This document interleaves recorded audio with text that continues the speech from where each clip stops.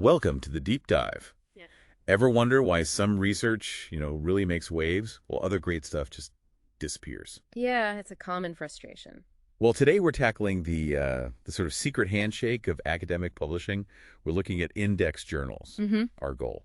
Cut through all that jargon, give you the essentials, make it, well, understandable. Sounds good. So let's kick things off. What is an index journal? Why should we even care about them? Right. Well, think of index journals as ones that have passed a serious quality check.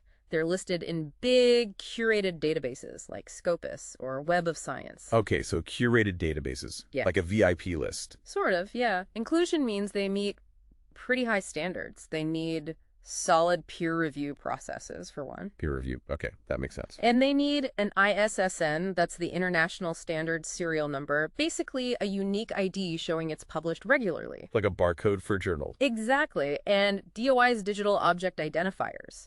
These are permanent links to the articles themselves, so they don't just vanish online. So stability, too.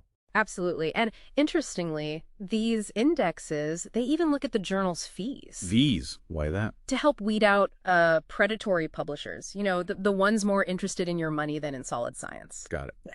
So publishing in these index journals, it's a big deal for researchers. Oh, definitely. It boosts your credibility, your visibility. It's often, frankly, needed for career progression. Right, for promotions and things? Yeah. And it just makes your work easier for others to find, which means more citations, more impact. It's kind of a positive feedback loop. Okay, so the why is clear. Big benefits. Now, the how. How do you actually write something that gets into these journals? Right. This is where the structure really matters. It's not just good writing, it's structured writing. Yeah. And the key is usually IMRaD. IMRaD. Introduction, methods, results, and discussion. That's the one. That's the global standard, pretty much. And it's not just about neat sections. It forces you to think scientifically, logically. How so? Well, each part has a specific job. Take the abstract, that's your first impression. Super concise, usually under 250 words. The whole paper in miniature. Essentially, yes.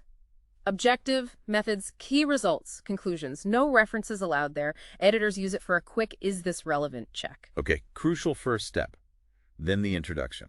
That sets the scene. You identify the gaps in what's already known and make the case for why your study is needed now. You have to justify its existence, basically. Precisely. Then comes methodology. This is all about rigor, transparency. How exactly did you do the study? Enough detail so someone else could, in theory, replicate it. And you mentioned bad methodology is a common rejection reason. A very common one, yes. If the how isn't clear or sound, the rest doesn't hold up.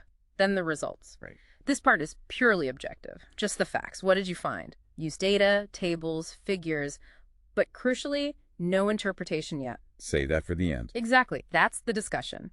Here's where you explain what it all means. Connect your findings back to the initial question. Compare with other studies, talk limitations, suggest next steps. This is where the results really come alive. Okay, mastering IMRaD is clearly vital. But even with a perfect structure, getting accepted, that's still tough, right? What trips people up? Oh, absolutely. Rejection is common. Big reasons include, lack of novelty. The work isn't really adding anything new. So it had to be groundbreaking. Not always groundbreaking, but definitely new insight. Another big one is scope mismatch. Your paper just doesn't fit what that specific journal publishes. You really need to target carefully. Right, can't just send it anywhere. Definitely not. And weak methods, like we said, or even just sloppy presentation, bad formatting, blurry figures, details matter. And the review process itself isn't just yes, no, is it? Rarely. It's usually iterative. Expect revisions, maybe one cycle, maybe 2 or 3. You have to respond to every review or comment point by point. And argue back if you disagree. You can, but with evidence. It's a structured dialogue, really. The goal is to make the paper stronger. Which brings us to ethics. Yeah. That must be huge in this process. Paramount. Avoiding plagiarism, obviously. No making up data fabrication.